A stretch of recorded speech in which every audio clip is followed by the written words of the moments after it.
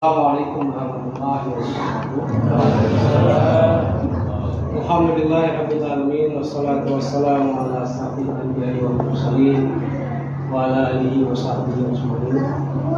Asyhadu an la ilaha illallah wahdahu la syarika lah wa asyhadu anna Muhammadan abduhu wa rasuluh. Segala puji bagi Allah, kita sampaikan dan ucapan syukur bahwa dialah Allah yang memiliki kerajaan dan segala urusan dalam genggaman.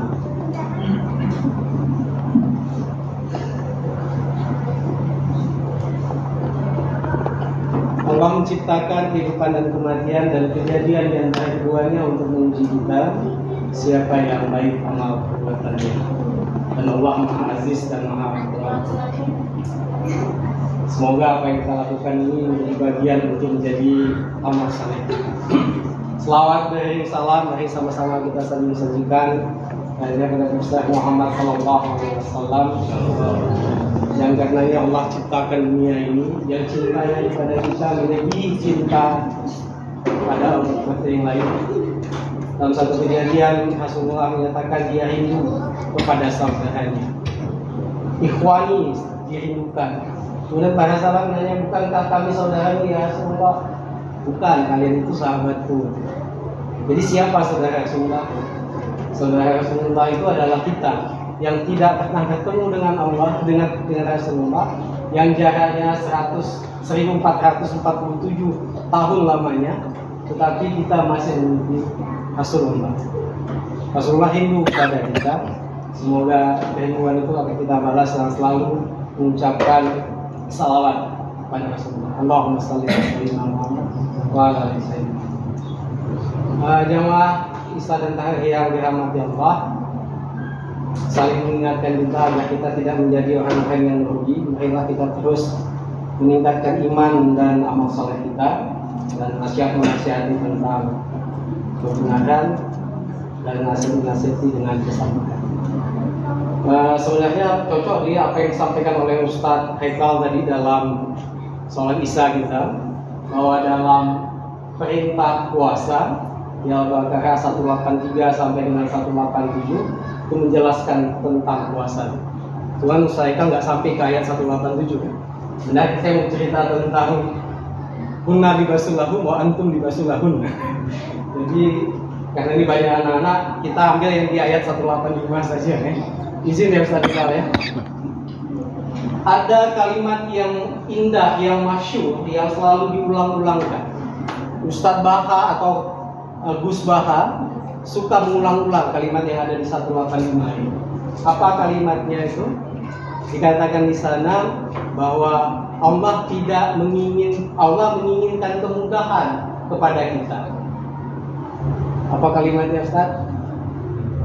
Yuridullah bikumul usra wala yuridu bikumul usra. Bahwa sebenarnya Allah itu ingin kita itu selalu dalam keadaan mudah dan tidak ingin dalam keadaan susah. Dan itu harus kita rasakan. Makanya dalam kehidupan kita ini sebenarnya kalau kita ingin merasakan kemudahan itu gampang, maka puasa ini adalah sesuatu yang mudah buat kita. Padahal sebenarnya dalam keadaan kenyataannya selalu saja kita dapatkan sesuatu itu menghadapi kita, menghalangi kita, sehingga timbul kekhawatiran. Padahal Allah sudah bilang, Allah itu inginkan yang mudah buat kita dan tidak inginkan yang sulit buat kita. Maka di 185 itu sebenarnya itulah awal mula perintah di bulan Ramadan kita melakukan puasa. Kalau di 183 itu perintah kita untuk melakukan puasa sebagaimana telah diperintahkan kepada umat-umat sebelumnya. Makanya di sana dikatakan bulan Ramadan turunnya Al-Quran yang menjadi petunjuk dan penjelasan-penjelasan tentang petunjuk itu kemudian menjadi pembeda. Maka kalimat berikutnya adalah jika sampai kamu di bulan Ramadan itu maka berpuasa. Jamaah sekalian, dalam kehidupan kita kesulitan dan kemudahan itu selalu saja datang silih berganti. Dalam surat Al-Nasrah dikatakan setelah ada kesulitan itu pasti akan datang kemudahan. Tapi kehidupan kita ini selalu terus saja berganti. tentang yang mudah naik turun begitu. Namun dalam kenyataan yang bisa kita hadapi dalam kehidupan ini adalah satu hal yang pasti, bahwa Allah itu selalu menghasilkan solusi. Dalam Al-Quran ada ayat yang selalu diulang-ulang.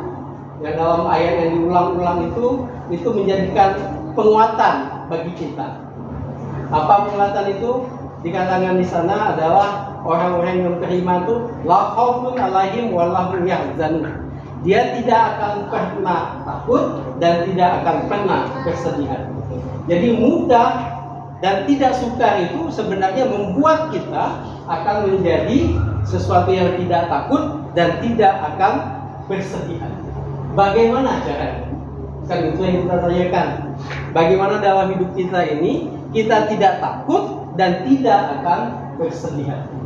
Allah memberikan penjelasan itu dalam Al-Quran, dalam ayat yang lain dan surat yang lain. Di surat ke-41 ayat ke-30 itu dikatakan di Fussilat ayat 31, innal ladzina qalu rabbunallah, sesungguhnya orang-orang yang menyatakan bahwa Rabbnya, Tuhannya adalah Allah, sumastaqam, dan kemudian dia beristiqomah. Maka yang paling penting bagi kita adalah istiqomah itu. Berat untuk istiqomah, tetapi harus kita jalankan.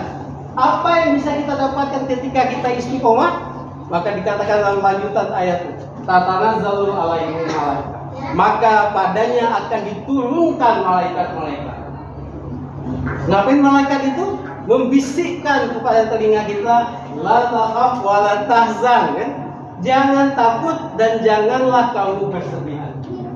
Kalimat kuncinya adalah innal ladzina qalu rabbunallah sumastaqam. Kita yakin bahwa Allah itu adalah Rabb kita, kemudian kita menjalankan itu dengan istiqomah. Istiqomah itu berkelanjutan, istiqomah itu konsisten, istiqomah itu terus menerus. Istiqomah itu hari ini lebih baik dari kemarin, besok lebih baik dari hari ini, meningkat terus. Kalau itu terjadi pada diri kita, maka Allah akan hadirkan malaikat kepada kita. Apa yang kita rasakan, dia akan bisikkan di telinga kita, la takhaf wa la tahzan. Jangan kamu takut dan janganlah kamu bersedih hati. Kemudian ada lanjutannya, wa absir, maka sampaikanlah kabar gembira kepada dia. Apa? Janganlah, kita akan kembali ke tempat asal kita, yaitu surga. Kata Gus Bapak, kita ini penduduk surga, yang kebetulan hari ini kita ada di dunia ini. Kita singgah sebentar aja di dunia ini, nggak lama, cuma 60 tahun, 70 tahun. Berikutnya kita akan kembali ke sana. Kenapa? Karena kita sudah punya kuncinya. Maka disebut wabshiru bil jannah. Jadi berikanlah kabar gembira itu kepada orang-orang yang istiqomah tadi, yang orang-orang yang menyatakan Allah itu adalah Rabbnya, maka ada surga yang menanti kita. Selanjutnya, bagaimana menjalankan posisi istiqomah tadi dalam konteks Ramadan kita? Ramadan ini adalah sesuatu yang memang menjadikan, kalau dalam banyak penjelasan Ustaz dikatakan Ramadan adalah bulan pembelajar. Jadi bulan kita belajar. Insya Allah banyak tempat yang bisa kita pelajari. Bahkan handphone yang ada di tangan kita pun masing-masing itu bisa menjadi sumber pembelajaran kita. Hanya saja bagaimana caranya secara cermat kita mendapatkan itu. Handphone kita itu dia punya recalling digital. Sesuatu yang sekali kita buka dan kita panggil, dia akan terus menerus hadir kepada kita. Jadi sekali waktu buka tentang pengajian, maka setiap hari informasi tentang pengajian itu sampai ke dalam handphone kita. Tapi kalau kita sekali-sekali buka yang nggak jelas, maka yang nggak jelas itu selalu datang kepada kita. Jadi konteks recalling teknologi itu selalu ada di handphone kita. Nah, pembelajaran ini jamaah sekalian penting untuk kita dapatkan. Ujungnya di mana? Ujungnya adalah menjadi takwa tadi, bahwa banyak penjelasan berkaitan dengan takwa. Tapi yang paling indah seperti yang disampaikan oleh Sayyidina Umar. Apa itu takwa? Takwa itu seperti kita jalan di jalan yang berduri, penuh dengan kehati-hatian. Oleh sebab itu, agar kita tidak takut dan tidak bersedih hati, kemudian kita mendapatkan kabar dunia dari Allah, maka kita butuh untuk selalu berhati-hati. Bapak Ibu sekalian, apakah dalam konteks Ramadan kita ini kita bisa menjalankan itu dengan mendapatkan bahwa Allah menginginkan kemudahan dan tidak menginginkan kesulitan bagi kita? Sebagai bagian akhir untuk sama-sama kita saling mengingatkan, sebuah hasil penelitian ini menarik karena saya kebetulan itu dikatakan bahwa setiap bulan Ramadan terjadi peningkatan aktivitas apapun bentuknya antara 20 sampai dengan 30%. Yang menarik kita bisa lihat fenomena sosialnya. Fenomena sosial itu adalah aktivitas perjalanan kita, aktivitas orang berjalan-jalan itu meningkat 20 sampai 30% dibandingkan hari biasa. Kenapa? Mungkin itu karena kita senang. Kegembiraan yang disebutkan Allah tadi, Allah inginkan kamu mudah, tidak inginkan kamu sulit, itu artinya adalah kegembiraan buat kita. Ketika kita mendapatkan berita gembira, maka sebenarnya kalau dalam konteks orang-orang di Arab, dia tidak menyebutkan ahlan wasalan, tapi dia menyebutkan marhaban. Maka ketika Ramadan ini datang pada kita menyebutnya dengan marhaban ya Ramadan. Oleh sebab itu aktivitas itu apa? Tapi ada sesuatu yang negatif juga. Ternyata aktivitas Ramadan itu meningkatkan sampah 20 sampai 30% juga. Jadi orang-orang berseliweran itu 20 sampai 30% terjadi. Tidak percaya, lihatlah keluar Bastasa, orang semuanya ada di jalan. Semuanya diambil. Jadi aktivitas ekonomi itu bagus memang. Kegembiraan itu muncul. Tetapi buktinya juga terjadi. Sampah juga banyak. Masih tergantung-gantung juga sampah di depan rumah kita masing-masing kan. Artinya bisa jadi sampah itu yang biasanya 1 plastik jadi 3 plastik. Orang yang ngambil juga banyak di sampah juga. Nah, nampak kegembiraan ini tentu perlu kita sikapi. Sikapi bahwa apapun yang kita lakukan ini bisa menjadikan kita untuk meningkatkan keimanan kita.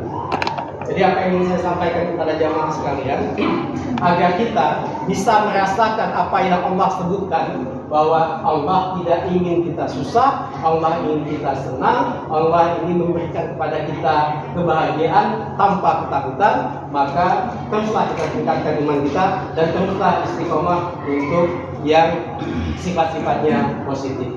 Demikian, subhanallah wa bihamdi, subhanallah wa bihamdika, asyhadu an la ilaha illa anta, astaghfiruka wa atubu ilaik. Assalamualaikum warahmatullahi wabarakatuh.